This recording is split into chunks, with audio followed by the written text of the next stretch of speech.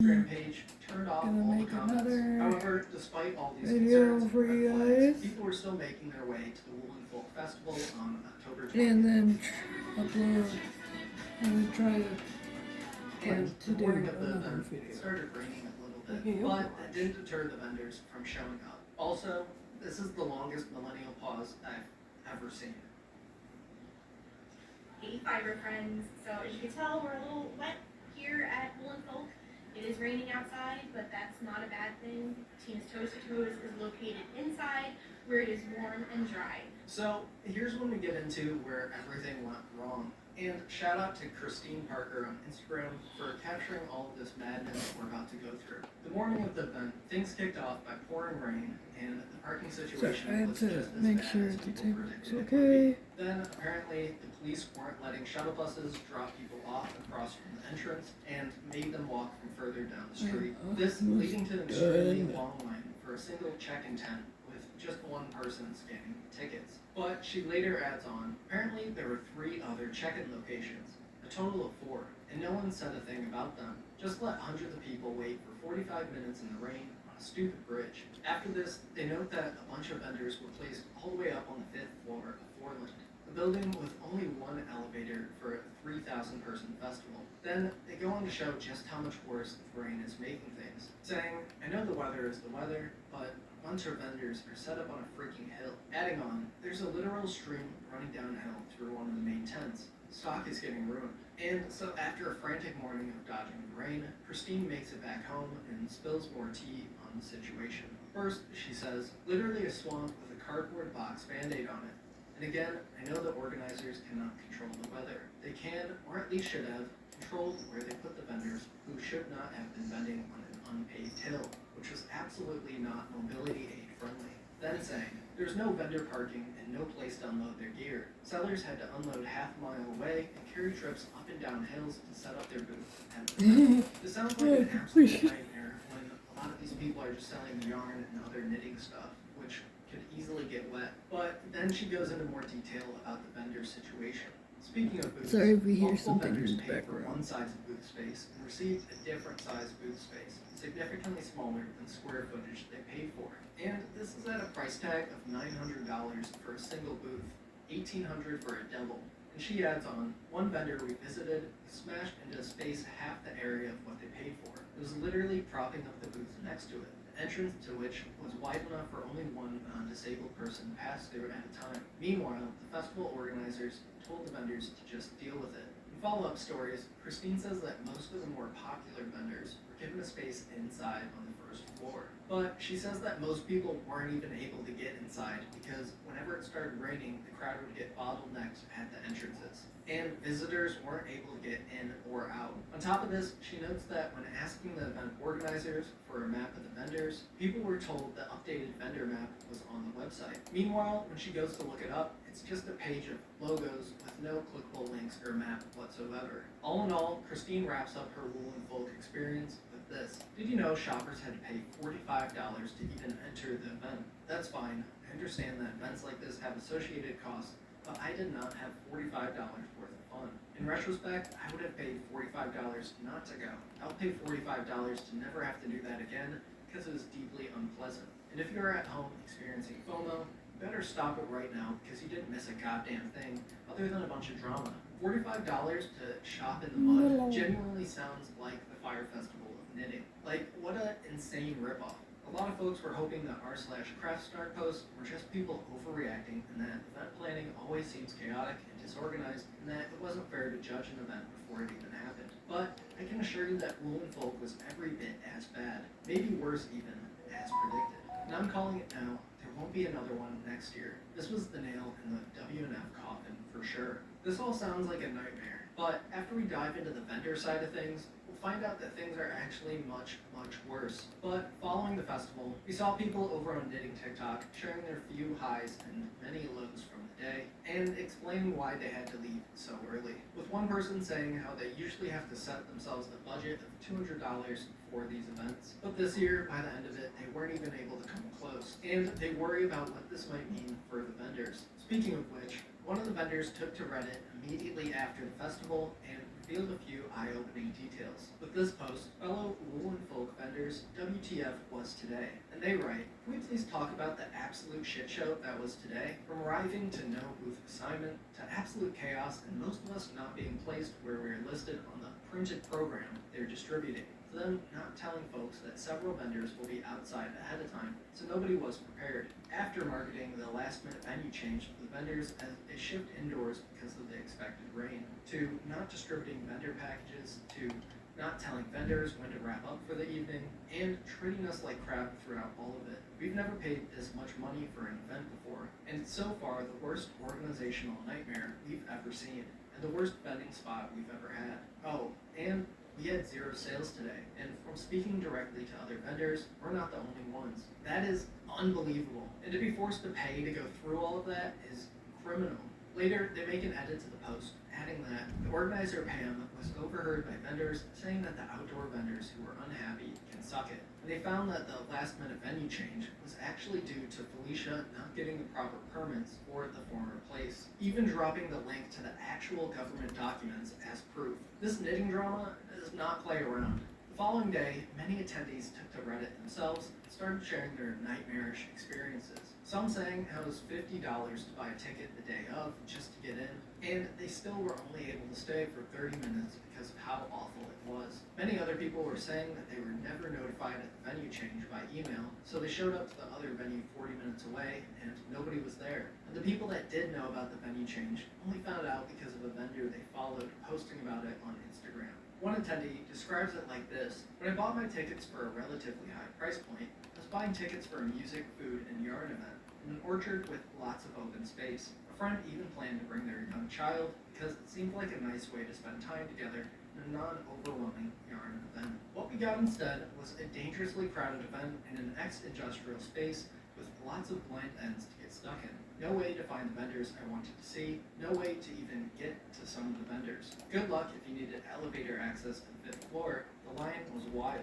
No music, no idea where the food actually was, but at least there was food. Standing water in some booths, volunteers who were trying their best were clearly overwhelmed and confused. I wasn't there more than an hour before it got to be too much. And this event went so poorly and upset so many people that other users on Reddit, over on the Craftsnark and knitting pages, started noticing the drama themselves, with more and more festival goers sharing their experiences. One wrote, speaking as a guest, it was so crowded that I couldn't see most actual yarn vendors. It feels like they just shoved as many people and vendors inside as possible to make as much money as they could from booth and ticket sales. I can't imagine having to move through that mud and crowd with a mobility aid though. It was legitimately a bit dangerous. There was next to no seating or accessibility, and this was an event advertised as being accessible. Some vendors also were put outside after being told they would be inside, and several had stock that got damaged because of the mud. A lot of vendors have mentioned that they left with 0 sales because of the dangerously crowded event setup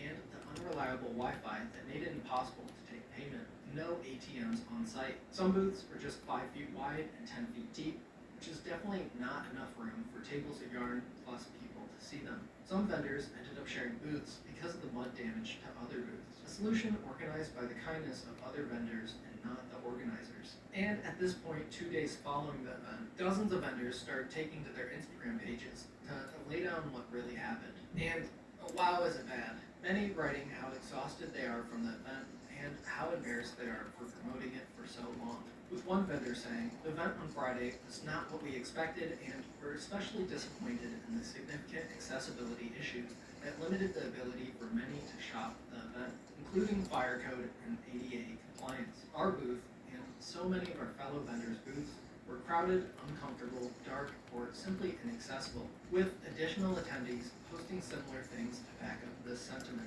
One woman upset saying, the venue was not accessible to folks who needed mobility assistance. Full stop. Entering the venue down concrete steps and into gravel was not accessible. Having one average size elevator with dozens or hundreds of people waiting in line to use it was not accessible. Having another building that, from my observation, didn't even offer an elevator was not accessible.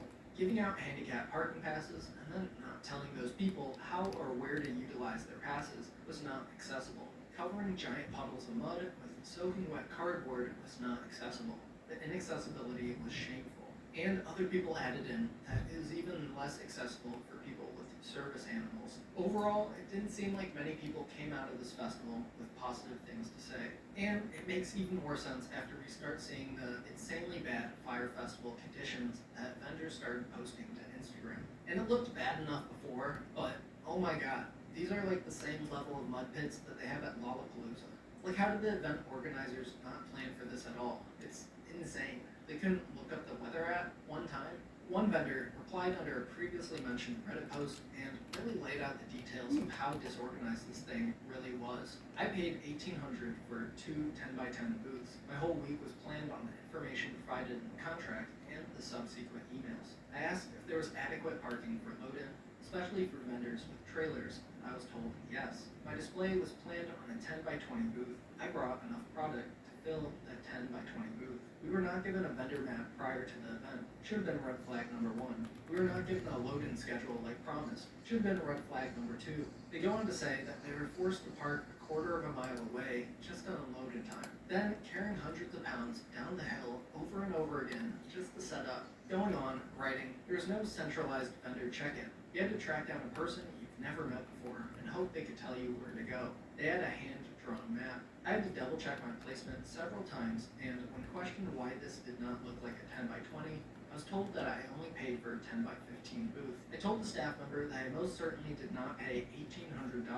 for a 10x15 booth. There's supposed to be a vendor behind me in the corner of the room. I asked said vendor if she would like to trade places because with my racks, no one would know she was even back there. Much to our surprise, there was a vendor placed in the middle of what would have been the aisle. So this vendor would have had zero access to the aisle had I not asked her to switch with me. We worked together as vendors to ensure that there was some sort of traffic flow between our 3 booths. Then, wrapping up by saying, I tried to pride myself on having enough space in my booth to be ADA compliant and to make everything accessible as possible. This show was a nightmare. It looked like an overly priced cheap flea market inside on the main floor. I'm honestly surprised that nobody called the fire marshal and had the place shut down. We were promised electrical access and were given none. There weren't even trash cans in our area till a couple of hours before the event ended Friday. This entire experience was a total nightmare. I 100% do not recommend anyone to vent at this event ever. Wow, I have anxiety just reading all of that.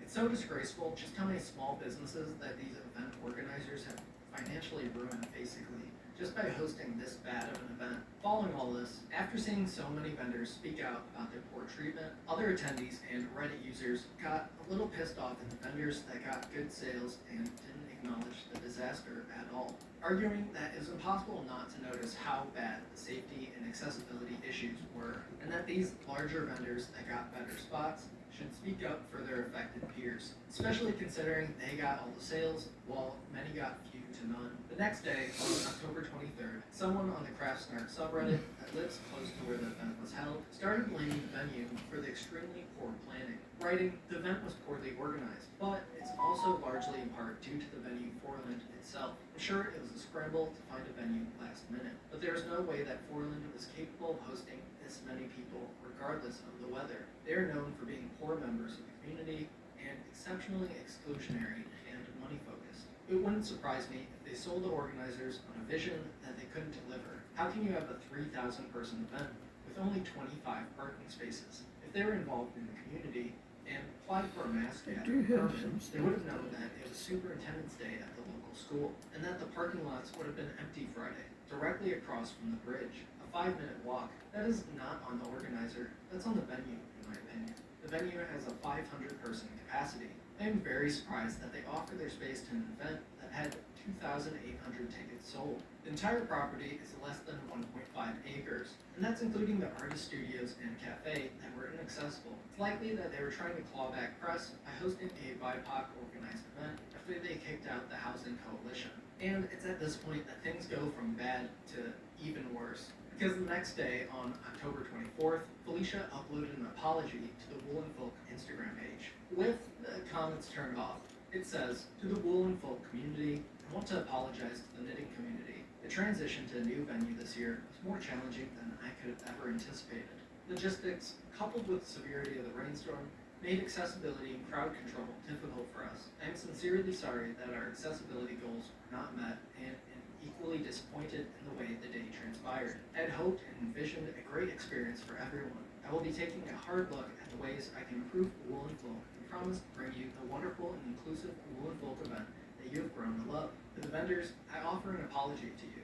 Wool and Folk will continue to promote you and your business by sending emails to our guests. Trying to get a lot of, The Wool and Folk you'll be sponsors, seeing, I appreciate your support and understand that this was disappointing for you as well. Thank you for supporting Wool and Folk, and I hope let's that see we if I can continue to try do to better fit, for your brand as we grow together. I 3 learned some hard lessons this weekend. I tasks. hear you and will do better. With the utmost sincerity, Felicia and the Wool and Folk team. So that was their apology, which apparently was the second one they uploaded after the initial one had a ton of spelling mistakes. I mean, it really blows me away that Felicia doesn't feel the need to step down after how horribly this all went. And how can she pretend that they've been an inclusive and accessible event in the past when her Instagram comments leading up to the event calling for an increased focus on exactly that? I really doubt that many of the people or vendors that risk coming out this year will ever come back again, unless there are some major changes. Also, for her to say that she'll send out emails to guests with links to promote the hurt vendors is a joke. I mean, considering they couldn't even put a map together or send out basic parking instructions before the event. But let's dive into the community and vendor reaction to this apology. Because over on Reddit, immediately people were not happy. And over on Instagram, vendors were posting additional statements, voicing their disappointment. With one writing, the response from organizers was exactly what I expected, due to the personal responses some of us vendors have been getting through email. I'm sorry that the organizers are choosing to invalidate and disregard the actual experiences of those involved, and not planning any restitution, though I'm not surprised. I'm planning on requesting a refund for my booth space, and expecting to get blocked, just like the other vendors who have already done so. This is an indication on how they feel, and how authentic their response is to both vendors and attendees alike. Adding the caption that they'll hold firm to the decision to not vend with this show again, or to personally support the organizers. Many other vendors shared a similar sentiment, with another calling out that the event organizer's silence for 2 days following the event was unacceptable, highlighting that the event was inaccessible due to mobility barriers along with poor lighting and visibility. They add on that there's no clear map, so customers couldn't find anyone they were looking for. And this, on top of extremely uncomfortable shopping conditions, led to thousands of dollars in lost sales, also confirming that they'll never be vending at the Wool and Folk again. At this point, I'm pretty sure this festival is done for. But now we get into the knitting community reactions, which shed some light on things that have gone wrong in the past, and how that likely caused the disaster this year. One YouTuber, the Knitting PT, shares that she's heard there were accessibility issues in the past, and that the event organizers said they would be improving things this year. She then goes into detail about how Felicia came to be the one running the festival. Wool Folk used to be run by 2 organizers. There's Catherine from Brooklyn General Store and then Felicia from String Thing Studio, I believe. And the 2 of them organized Wool Folk for the past 2 years. Then they had creative differences this year, so Catherine was no longer part of Wool Folk anymore. So it's only Felicia who is running things. Later in the video, she explains that they knew the weather forecast a week beforehand and should have been way more prepared, but adding that even if it didn't rain, the event still would have been awful, due to trying to fit 3,000 people in a 500-person event space. The Instagram page, Explore Knits, shares their experience at the event in a tearful 44-minute Instagram live stream. It's an extremely emotional and authentic retelling of the event from one of the larger vendors' point of view. And it's hard to parse down everything that happens in this video because it's on Instagram. So I'll link the full thing below if you're interested in going deeper. But I'll still give you a summary and show you the most interesting parts. And they start by explaining that in the morning they showed up for their 8 a.m. call time, but nobody was around to help. After this, they found another vendor that told them that the starting time got pushed back to 8:30, which was soon corrected by an event staff member who told them that nobody would be allowed inside until 9. After this, they had to go find their booth setup and product, which was shipped to the location since they were traveling for the festival. They were told it was in one building, but then they searched the entire thing and didn't see it. Then they went to another building, but didn't find it there either. And eventually, when they did find their stuff, it it was in two completely different locations, with half their booth on one side of the building and then the other half of their stuff mixed in with a bunch of other vendors' boxes piled up in the corner.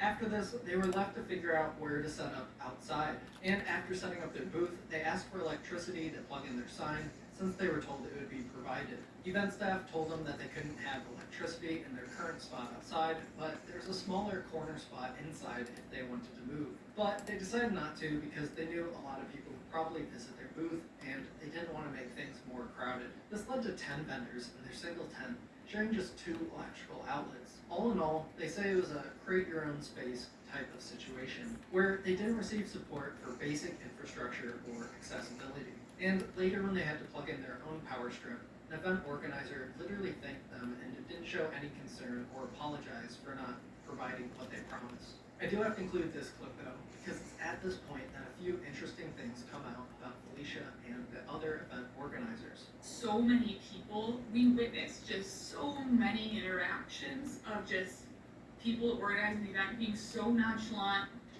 just apathetic, sarcastic, to several concerns voiced by several vendors over and over and over again. To the point where, there were points where we were ready to back out of this event. There was a moment when I thought that I shouldn't be subjecting my team to this, or anyone for that matter, especially people coming to the event. I felt embarrassed and scared for what tomorrow was going to bring. Yeah, this was happening during Load-In, the day before the actual festival, and they already had extremely bad feelings about the way things were being run, to say the least. But after this, they go into detail about how they spent most of the evening trying to track down the event organizers about getting tent flaps for the totally open on all sides tent that they were forced to hide under with 10 other vendors, with every vendor failing to find somebody to help them, until finally at the end of the night, they track down an event organizer who tells them that she's gonna go find the box of tent flaps, only to turn around and immediately have one of the venue staff tell them that she just lied to them, because they personally just told her that all the tent flaps had been used. This was already a careless and malicious move by the Woolen Folk organizers that was only built upon by the vendors' concerns that their booths were set up pretty much right next to a main road, with no walls on the tent to protect the product, or security to prevent people from just freely taking things. And these concerns were just brushed off by the festival organizers, despite them charging $900 to set up a single booth, or $1,800 for a double. Later, another vendor had to offer to go out and buy giant blue tarps to hang up, which they know saved them because it wouldn't have been possible to vend with how bad the rain got, and all of their product would have gotten soaked. And on top of all that, an event organizer said this. A comment was made about people complaining about and being worried about the weather, that karma and Mother Nature would get, which when you're so disheartened and sad and stressed, it is just like, I didn't even register what was being said to me at that point, because it just, I really realized like how much they did not care, or maybe they did, but I think really, a lot of people gave a lot to be here, and it was a really, really hard day. So that was Thursday. That's so insane. And it actually sounds like these event organizers are shitty people. But the main day comes around and they somehow prove themselves to be even worse. Because these vendors were asked to break down the boxes their stuff shipped in and store them in the kitchen in order to save space. And since they rented a car, they need all these boxes in order to ship their stuff back immediately afterwards. Well, it's just before the event is set to begin, and this happens. So we broke all of our boxes out. Every single one was labeled decaf, and our shelving and a couple of extra things for our booth that we didn't end up using were all sitting here, right? All in a corner where she told us to put it. We arrived Friday to see all of our boxes in the mud, used as a walkway for the rain and for people to walk on, which ended up being extremely dangerous. The complete inability of these event organizers to do anything even remotely correct is wild. Like, how'd they even end up in this position running a 3,000 person festival? After this, she explains that 2 of her employees weren't being let into the event. They called you and were told they weren't being let into the event. You can imagine my confusion that my team, my employee weren't being let into the event. I came around to go find out what was happening, and they were being publicly shamed by the security at the front. And if you were there, I'm so sorry if you had to see this. I'm looking at my notes because I was approaching as this was happening, yelled, talked sternly to, embarrassed, because they didn't have their vendor badge. So they were being yelled at for not having their vendor badge, and who do you think you are? I don't care who you are, watching other vendors go in and say, they got their badge, and just humiliating 2 employees on my team. I'm so sorry. What the hell are these Woolen Folk staff even on? Like, how can you be such assholes over knitting? What even is there to be so entitled about? And she notes that they weren't even given their vendor packet, so they didn't have the vendor badges. That is, until an event staff member finally delivered the packet at 3 p.m. It's incredible how incompetent the people running this festival actually are. And it somehow trickled down into the behavior of most of the staff towards the vendors and customers. After the festival ended, while they were tearing down, she finally got to talk to one of the event organizers about everything that happened, on top of their boxes being used to walk on top of. We had finally had a chance to tell one of the event organizers about this. I think when we were tearing You can tell she's almost to at the end of the event, 7. and she just kept looking at me as I was telling her, and then offered me the rest of her tater tots. Yeah, I really think Felicia, or whoever did this, is actually an awful person. Because how can you display so little empathy to a situation that you directly caused? They wrap up the video by reiterating some of the other vendors' statements about being embarrassed to be associated with this event and its lack of accessibility to those who needed it. A couple days later, on October 26th, a user on Reddit posted this on Craftsnark, explaining their friend's account of attending the Woolen Folk warm-up dinner that happened the night prior to the event. They start by saying that they paid $250 for the ticket to the welcoming dinner for Woolen Folk. The ticket promised an event from 4 to 9 p.m., which included shopping, meets and greets with designers, swag bags, music, and food and drinks. She arrived at 4 p.m., and there was no signage anywhere. Vendors were still getting set up, and eventually she found some guy with a clipboard, and they said, I guess I can check you in here. As she's doing this, vendors are coming up to the person, asking them where Felicia is and where they should park their trailers. But nobody has any answers. Then noting that they actually had to use their flashlight in order to look at some of the vendors' products because there was no lighting anywhere. They then mentioned that they saw Felicia walking around the floor, but she was only talking with a few larger brands and then completely ignoring all the other vendors. After this, she also noticed how all of these vendors' tents don't even have walls, so a big gust of wind could just knock all their products into the mud. Then, an older woman trips on one of the big spikes holding up the dinner tent and falls down. With Felicia only 5 feet away, but she doesn't acknowledge it whatsoever. When it came to dinner, even the smaller people had trouble squeezing into the 2 tables in the middle and the rest of the middle seating. And if you're on the outskirts, you couldn't get past the sound setup or vendor tents. You were literally trapped. During the dinner, Felicia got up to talk and said that the shopping was done and the vendors were closed. This was at 6 p.m., and people expected the shopping to last the full event. Following this, they somehow ran out of dessert for everyone after only 30 people. Then, I'll just read this part word for word. Felicia held up swag bags and said into the microphone, 1. Grab one on your way out. Don't grab it before. They then dumped them on the ground in a pile by the building. They ran out in less than 10 minutes. A group of 4 women approached Felicia and asked where the bags were. She said, you saw me put them there. It's not my fault you didn't grab one. With all of the condescension in the world, Felicia rolled her eyes and sat down with her friends. She then sat there and talked with her friends loudly about, what do they expect from me? They're adults. Get over it. This is crazy. Like, how did a knitting festival get so aggro? And this person only continued to hear worse things from Felicia. Musicians went to leave, and Felicia asked where they had parked. They said, up the street. She said, good, at least someone can adult. Even my grown kids can find parking in the city, and everyone here has something to complain about. Good for you for effing figuring it out. It's not hard. Jesus, can she be more condescending?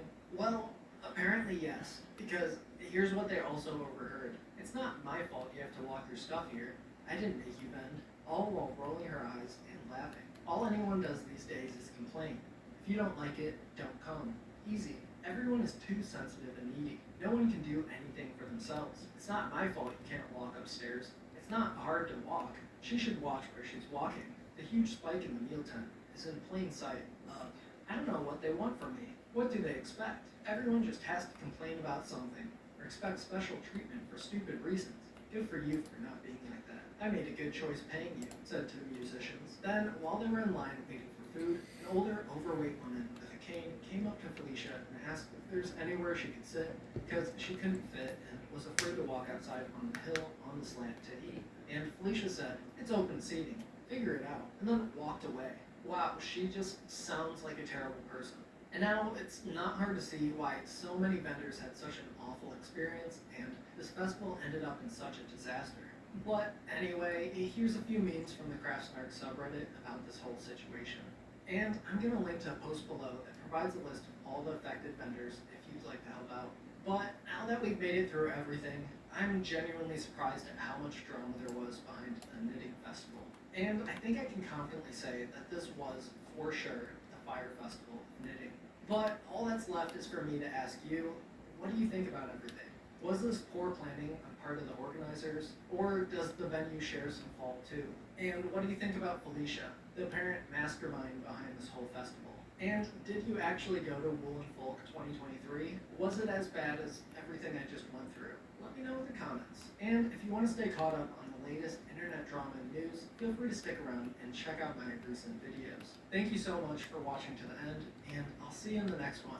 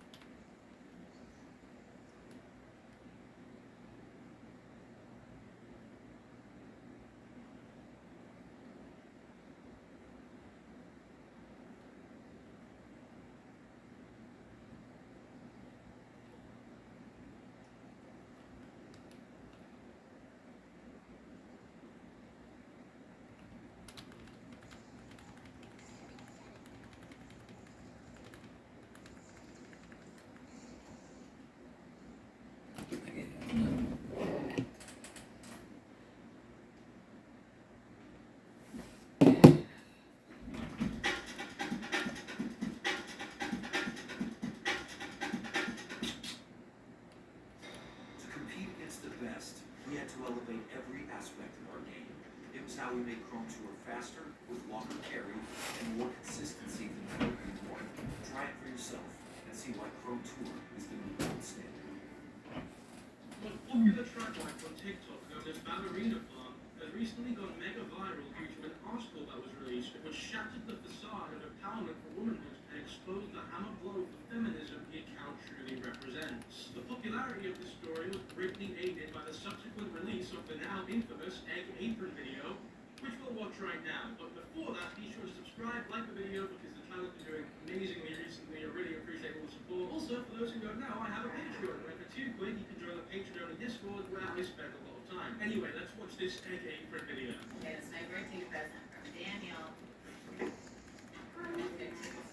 So this girl right here is called Hannah, who runs the account Ballerina Farm, as I'm sure you're all aware. Ballerina Farm is a pretty standard sort of trad wifey TikTok, which for those of you who don't know, the trad wife just stands for traditional wife, someone who takes care of the kids whilst the husband goes out to work. That's the definition of having simplest form, but it usually doesn't pan out that way exactly, but we'll get more into that later. For now, we'll just focus on this video where it's very clear that Hannah wants tickets to Greece. Do you think she gets those tickets to Greece? Stay tuned to find out.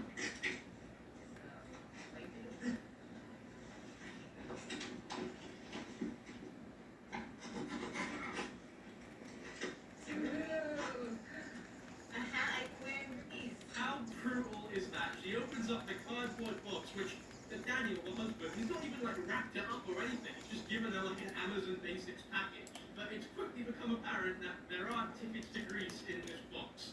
So she thinks it's a hat that she can wear in Greece because she is adamant that they're going to Greece. She believes it. She wants it. I'm going to give you a quick spoiler alert, but it's not a hat. In fact, it's nothing to do with Greece.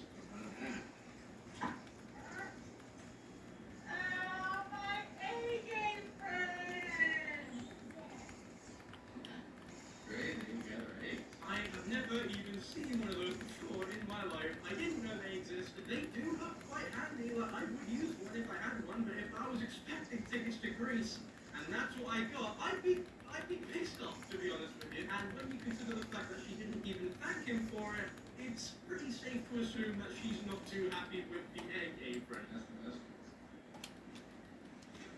You're welcome.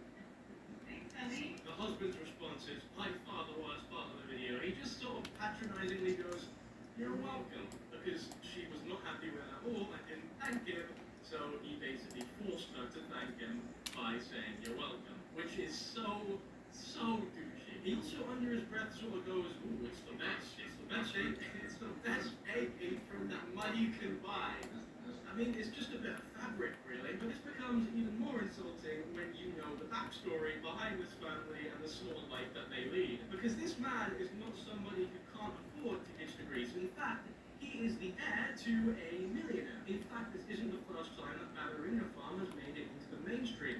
They found themselves in some controversy a few months ago because people were angry that they weren't actually the traditional family that they were portraying themselves as. Here is a popular video from the ballerina farm account just to give you a good idea of what the account entails. As you can see, the whole point is that they're living a standard farm life. Very salt of the earth sort of thing, right? Very humble. A couple months back, however, they got found out for not being as sort of farmer as they portray themselves as. As it turns out, this family is actually extremely upper class, with the husband being the son of David Nealman, who, if you don't know, is a businessman who owns like 5 stupidly expensive airlines. Needless to say, these two have a lot of money. People were essentially mad at their wealth and the fact that they chose to raise their kids hands-on on a farm. Now, regarding that whole controversy, if you even want to call it that, my opinion was always, who has the right to tell this family how they want to live? They never portrayed themselves as poor. This isn't like a Shannon Blake sort of situation where they're cosplaying as poor people. This isn't like that Amish I'm gonna stop here because I don't want to make it long. Sorry if I can't, get through tasks in this video.